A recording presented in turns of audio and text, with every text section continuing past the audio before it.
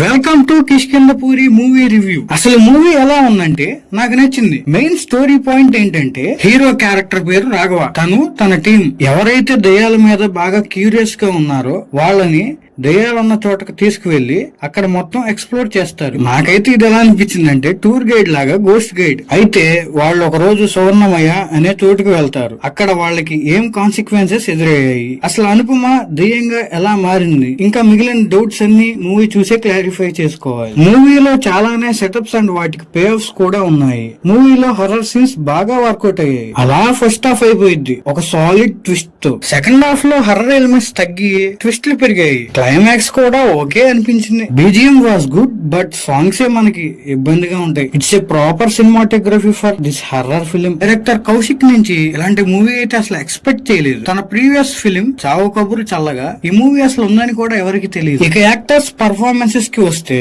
Anupama too good in role. Second half లో hospital scene మాత్రం miss అవ్వకండి. బెల్లం అన్న కూడా తనకి ఇచ్చిన రోల్ బానే చేశారు. ఇవి మూవీలోని ప్లస్ పాయింట్స్. ఇక నెగిటివ్స్ విషయానికి వస్తే మూవీ కొంచెం బోర్ ఫీల్ తో స్టార్ట్ అయ్యింది. సెకండ్ హాఫ్ ఇంకా కొంచెం బాగుంటే సూపర్ గా ఉండేది మూవీ. ఫైనల్ గా ఇది ఒక డీసెంట్ వాచబుల్ మూవీ. సో ఇది review. Subscribe to our channel. Bro ఏం చూస్తున్నావు? వీడియో నచ్చిందిగా లైక్ చేయి.